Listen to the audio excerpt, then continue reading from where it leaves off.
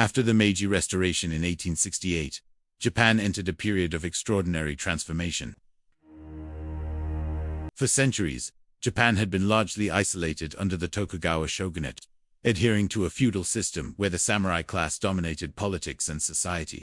Trade with the outside world was extremely limited, confined mainly to Dutch and Chinese merchants in the port of Nagasaki.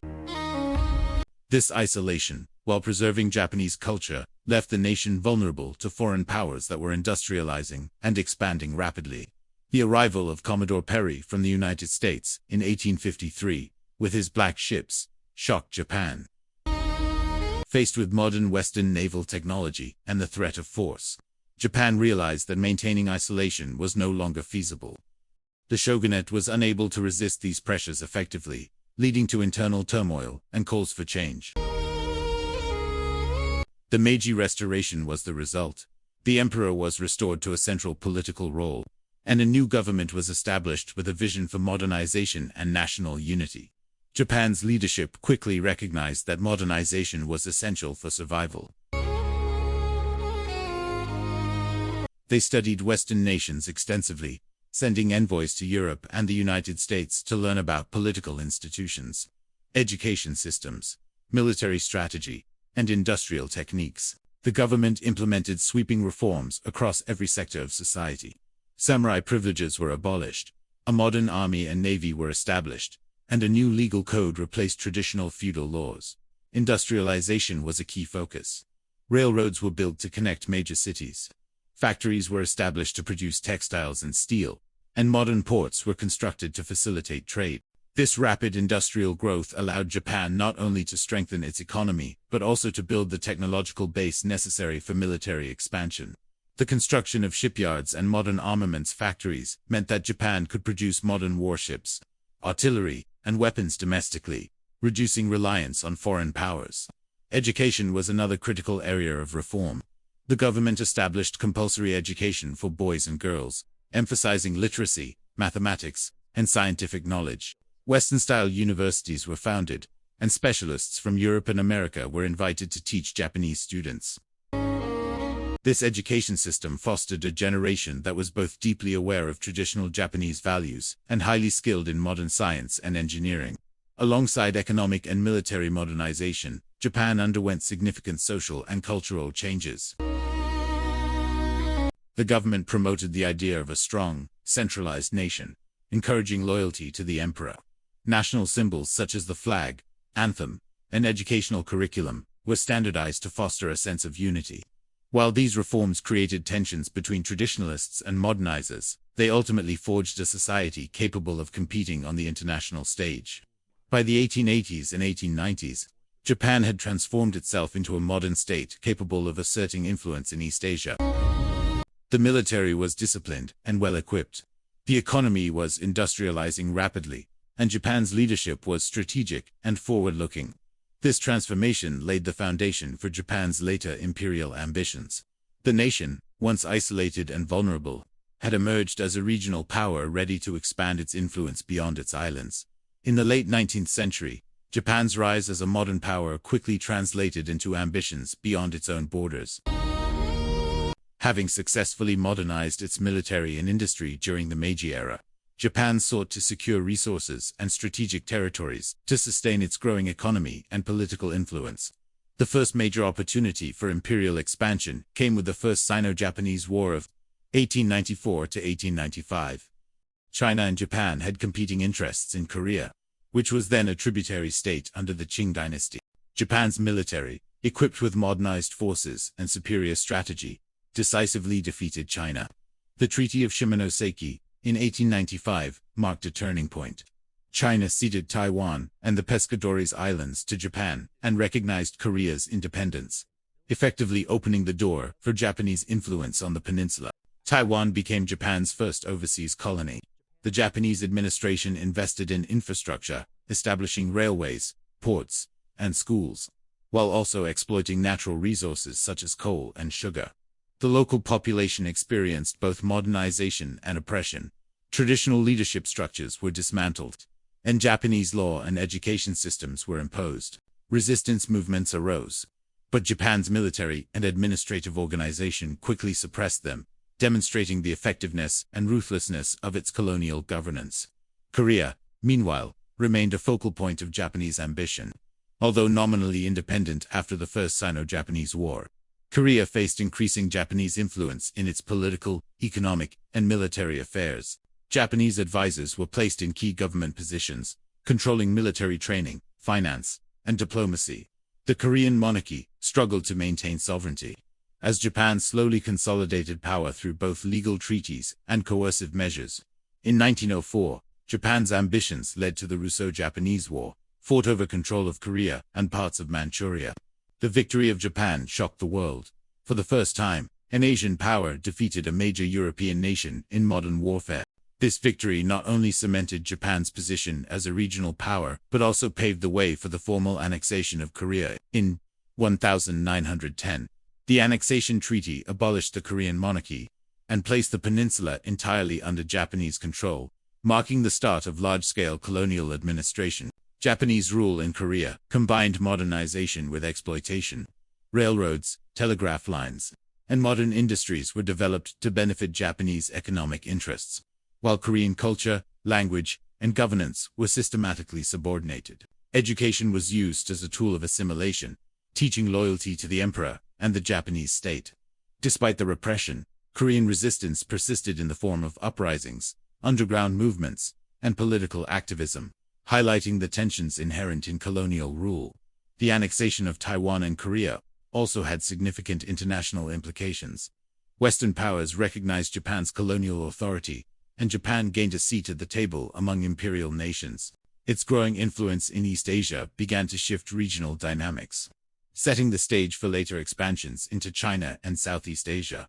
These early expansions revealed Japan's dual approach to imperialism: strategic military conquest, combined with administrative modernization, designed to consolidate, control, and extract economic benefits. While Japan presented itself as a modernizing force, its rule often involved coercion, cultural suppression, and exploitation. The experiences in Taiwan and Korea would serve as models for later imperial ventures, shaping Japan's approach to governance, resistance management, and resource extraction in occupied territories. By the outbreak of World War I in 1914, Japan had firmly established itself as a modern military and industrial power. Having already secured Taiwan and Korea, Japan sought to expand its influence further in Asia. The European conflict presented a unique opportunity. With Germany preoccupied in Europe, its colonial possessions in China and the Pacific were left vulnerable, and Japan moved to capitalize on this weakness. The German-controlled territories in China, particularly the Shandong Peninsula, became a strategic target. Shandong, a coastal province with significant economic and military value, had been under German control since 1898. Its ports and railways were critical for trade and resource extraction, making it highly desirable for Japan's expanding empire. Japanese military and naval forces quickly occupied these territories, asserting control while Germany was engaged in the European theater. Japan justified its actions under the terms of the Anglo-Japanese alliance, claiming that it was assisting the Allies in securing the Pacific region. While this positioning presented Japan as a cooperative power on the international stage, its underlying motives were clearly imperialistic. The seizure of German territories not only expanded Japan's territorial holdings, but also enhanced its strategic presence on the Asian continent, signaling a shift from regional to continental ambitions. Beyond Shandong, Japan also moved to occupy German-controlled islands in the Pacific, including the Mariana, Caroline, and Marshall Islands. These acquisitions extended Japan's influence across the Western Pacific, providing valuable naval bases and a platform for future expansion. Control of these islands allowed Japan to monitor maritime routes, project naval power, and strengthen its geopolitical position relative to other imperial powers, particularly the United States and Britain. The occupation of German territories also had significant economic dimensions. Shandong and the Pacific Islands provided access to raw materials, trade routes, and markets for Japanese goods. Japanese businesses quickly moved into these regions, establishing commercial ventures and exploiting natural resources.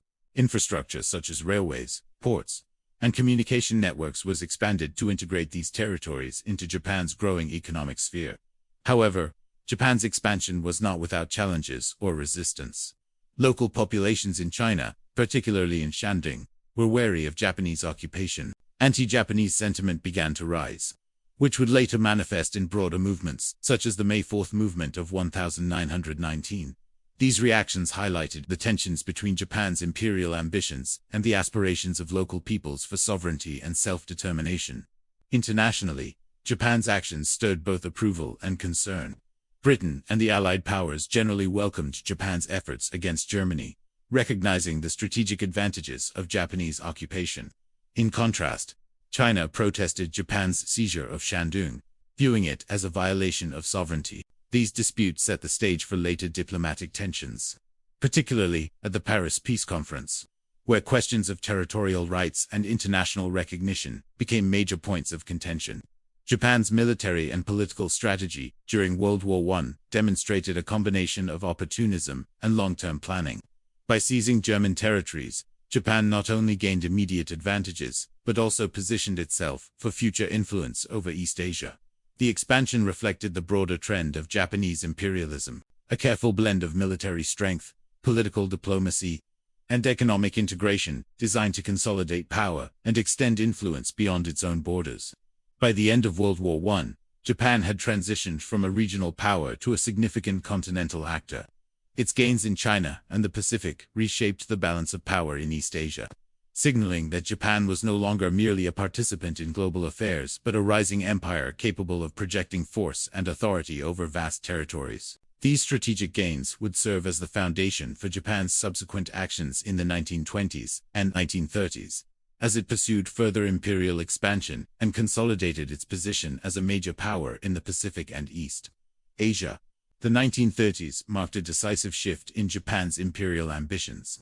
Following its territorial gains in Taiwan, Korea, Shandong, and Pacific Islands, Japan sought to consolidate and expand its influence further on the Asian continent. This period was characterized by aggressive military expansion, ideological justification for empire, and a growing sense of nationalism that fueled the country's ambitions. The first major act of aggression in the 1930s was the invasion of Manchuria in 1931. Manchuria, a resource-rich region in northeastern China, held immense strategic and economic importance. Japanese industrialists and military leaders saw the region as a vital source of raw materials, such as coal, iron, and timber, essential for Japan's rapidly growing economy and military industries. On September 18, 1931, the Japanese Kwantung Army staged the Mukden Incident, a fabricated attack on a railway owned by Japan's South Manchuria Railway. Using this as a pretext, Japanese forces launched a full-scale invasion of Manchuria. The Chinese forces were quickly overwhelmed due to Japan's superior training, equipment, and organization. Within months, Japan established the puppet state of Manchukuo, installing the last Qing emperor, Pui, as a figurehead ruler, while real power remained firmly in Japanese hands. This invasion was met with international condemnation but limited action. The League of Nations issued a report criticizing Japan's aggression, but Japan responded by withdrawing from the League in 1933, demonstrating its willingness to defy international norms to achieve its imperial goals. The occupation of Manchuria became a blueprint for future military campaigns, combining rapid conquest with administrative control and economic exploitation. The mid-1930s saw Japan's military and political leadership increasingly influenced by ultranationalist ideology. The concept of the Greater East Asia Co-Prosperity Sphere began to emerge, promoting the idea that Japan had a mission to liberate Asia from Western colonial powers, while simultaneously establishing its own dominance. This ideology was disseminated through schools, newspapers, and propaganda posters, portraying Japanese expansion as both a noble duty and a strategic necessity. Tensions with China escalated further in 1937 with the outbreak of full-scale war, following the Marco Polo Bridge incident near Beijing. Japan's invasion of China marked the beginning of the Second Sino-Japanese War, a brutal conflict that would last 8 years. Japanese forces quickly captured major cities, including Shanghai and Nanjing. The infamous Nanjing massacre exposed the extreme violence of Japan's occupation, with widespread atrocities committed against civilians and prisoners of war. Japanese aggression in the 1930s was not solely a military endeavor. It involved comprehensive economic and political strategies. Railways, ports, and industrial facilities were developed to integrate conquered territories into Japan's empire. Local economies were exploited to support Japan's military-industrial complex, and administrative structures were designed to maintain control while suppressing dissent. Education and propaganda reinforced loyalty to the Japanese state, while resistance movements within China faced harsh repression. International reactions to Japan's aggression were mixed. Western powers condemned the invasion of China and imposed limited sanctions. But global attention was diverted by the Great Depression and rising tensions in Europe. Japan's military success demonstrated both the weaknesses of international enforcement mechanisms and the extent of Japan's growing influence in East Asia. The 1930s ultimately solidified Japan's transformation from a regional imperial power into a continental aggressor. The combination of military strength, ideological justification, and strategic economic planning allowed Japan to dominate large portions of East Asia. However, these actions sowed the seeds of prolonged conflict, ultimately setting the stage for World War II in the Pacific. By the end of the decade, Japan had demonstrated that its ambitions were no longer limited to defense or regional influence. Its aggressive expansion in Manchuria and China reflected a determined drive for dominance, fueled by nationalism, industrial capacity, and strategic planning. The consequences of these actions would reverberate throughout Asia, leaving a legacy of destruction, resistance, and geopolitical tension that would shape the continent for decades to come. By the late 1930s, Japan had firmly established itself as a major imperial power in East Asia. Its previous expansions in Taiwan, Korea, Shandong, Manchuria, and parts of China had set the stage for further ambitions. With the outbreak of World War II in Europe in 1939, Japan saw both opportunity and urgency to secure its empire and resources, especially oil, rubber, and other raw materials vital for sustaining its military-industrial complex. In 1940, Japan formally announced the concept of the Greater East Asia Co-Prosperity Sphere. This ideological framework was presented as a vision of Asian unity, claiming to free Asian nations from Western colonial control and to create a self-sufficient economic bloc under Japanese leadership. In reality, the sphere served as a justification for Japan's expansion, consolidating occupied territories under strict Japanese control while exploiting resources and labor for the benefit of the empire. Japan's military campaigns in East and Southeast Asia began in earnest. In 1941, the attack on Pearl Harbor marked the official entry of Japan into World War II against the Allied powers, including the United States, Britain, and the Netherlands. Within months, Japanese forces rapidly occupied large swaths of Southeast Asia, including the Philippines, Malaya, Singapore, the Dutch East Indies, modern-day Indonesia, and Burma. These conquests provided critical access to natural resources, strategic ports, and airfields, which were vital for sustaining Japan's war efforts. In parallel, Japan continued to consolidate its control over China, expanding territories previously gained in the 1930s and maintaining a brutal occupation over cities such as Nanjing, Shanghai, and Wuhan. Japanese military strategy relied heavily on rapid offensive operations, coordinated with local puppet governments and administrative structures that enforced Japanese laws, economic policies, and education programs. Resistance movements in China and Southeast Asia emerged, often with support from local populations opposed to Japanese occupation, creating a continuous cycle of rebellion and suppression. The co-prosperity sphere was heavily promoted through propaganda. Newspapers, posters, films, and radio broadcasts emphasized themes of Asian liberation, unity, and anti-Western sentiment. Japanese authorities portrayed the empire as a benevolent liberator, bringing modernity, education, and infrastructure to occupied regions. In reality, the rhetoric masked harsh exploitation, forced labor, resource extraction, and suppression of local culture were widespread. Millions of civilians suffered under military occupation, famine, and wartime atrocities. Internationally, Japan's expansion drew the ire of the Allied powers. The United States, alarmed by the occupation of Southeast Asian territories and threats to its Pacific interests, imposed economic sanctions, including an oil embargo. These sanctions intensified Japan's strategic calculations, leading to further military escalation and ultimately solidifying the path toward full-scale conflict in the Pacific. Japan's war strategy relied not only on military conquest but also on controlling the economies and political systems of occupied territories. Local governments were reorganized under Japanese oversight. Trade and production were redirected to support Japan's war machine, and educational programs emphasized loyalty to the emperor. Despite claims of liberation, the co-prosperity sphere functioned as an instrument of domination, creating a tightly controlled imperial network across Asia. The impact of Japanese occupation during World War II was profound. Millions of civilians were killed or displaced. Cities and infrastructure were destroyed, and social systems were disrupted. Resistance movements flourished, ranging from organized guerrilla forces to underground political networks, highlighting the tension between Japanese imperial ambitions and local populations' desire for autonomy. By 1945, Japan's rapid expansion had reached its limits. Allied counteroffensives, including campaigns in the Pacific Islands, the Philippines, and Southeast Asia, steadily pushed back Japanese forces. The atomic bombings of Hiroshima and Nagasaki, combined with Soviet entry into the war against Japan, ultimately forced the empire's surrender. The co-prosperity sphere collapsed, leaving a legacy of devastation, political upheaval, and lingering tensions across Asia. Japan's World War II expansion illustrates the complex interplay of ideology, military strategy, and economic ambition. The Greater East Asia co-prosperity sphere, while propagandized as a vision of Asian unity, served as a mechanism of control and exploitation, demonstrating the destructive potential of imperialism in the modern era.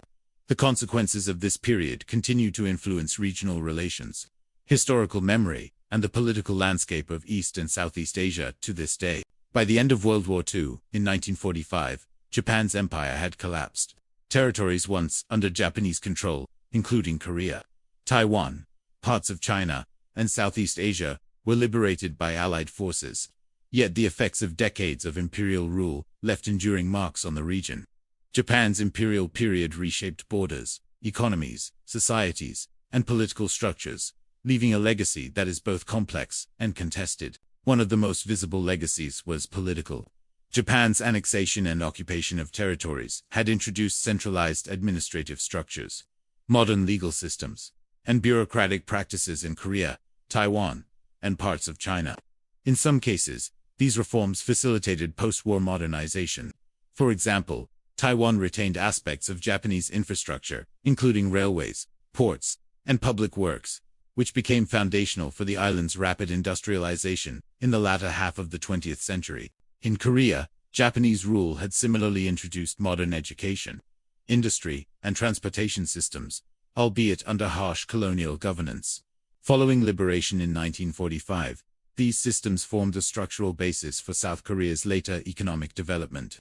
Although the cultural and political oppression experienced during the colonial period left deep scars, the memory of forced labor, cultural assimilation policies, and exploitation of resources fueled post-war resentment, and became central to historical debates and diplomacy between Japan and its neighbors. Economically, Japanese imperialism had both exploitative and developmental dimensions. In occupied territories, industries were developed primarily to serve Japan's war and economic needs. Railways, ports, mines, and factories were constructed, often using forced labor, to extract raw materials and produce goods for the Japanese Empire. While this infrastructure later contributed to post-war reconstruction and industrialization, it came at an immense human cost, with millions subjected to coercion, harsh working conditions, and displacement. The social and cultural legacy of Japanese imperialism is equally significant. Across East and Southeast Asia, colonial education and propaganda aimed to impose Japanese language, values, and loyalty to the emperor. In Korea and Taiwan, children were required to attend Japanese language schools, adopt Japanese names, and participate in cultural rituals. While these policies were intended to assimilate local populations, they also generated resistance and fostered a strong sense of national identity that persisted after liberation. The period of imperial rule also left a profound psychological and political impact. Populations in occupied territories experienced collective trauma from warfare, forced labor, and atrocities such as the Nanjing Massacre and sexual slavery of comfort women. These experiences created long-lasting tensions between Japan and its former colonies, affecting post-war diplomacy, historical narratives, and cultural memory. In many cases, governments and civil society organizations have worked to preserve these memories, using education, museums, and memorials to confront the legacy of imperialism. At the international level, Japan's defeat reshaped global power dynamics in East Asia. The collapse of the empire created opportunities for decolonization and the emergence of new nation-states. Korea regained sovereignty, Taiwan was returned to Chinese administration, and territories in Southeast Asia began the slow process of post-war reconstruction and eventual independence. Japan itself, under Allied occupation, underwent democratization and demilitarization, a radical transformation intended to prevent the resurgence of imperial ambitions. Despite the destruction and suffering caused by Japanese imperialism, the period also left infrastructural and institutional legacies that shaped post-war development. Rail networks, industrial facilities, and administrative systems established by Japan were often adapted by post-war governments to support modernization, economic growth, and regional integration. At the same time, the social, cultural, and political traumas created long-lasting challenges, influencing education, national identity, and bilateral relations across Asia. The memory of Japanese imperialism continues to influence contemporary politics and society. Historical disputes, including issues of war responsibility, compensation for forced labor, and interpretation of textbooks, remain sensitive topics in East Asia. At the same time, scholars recognize that understanding the legacies of this period is essential to comprehending modern economic development, political systems, and regional interactions in Asia. In conclusion, Japan's imperial period left a complex and multifaceted legacy. Its influence reshaped borders, economies, and societies, introduced modern infrastructure and administrative systems, and contributed to the industrialization of occupied territories. Yet the human cost, cultural suppression, and historical trauma cannot be overlooked. The story of Japanese imperialism is thus one of both transformation and suffering, a chapter in history whose echoes continue to resonate across Asia today.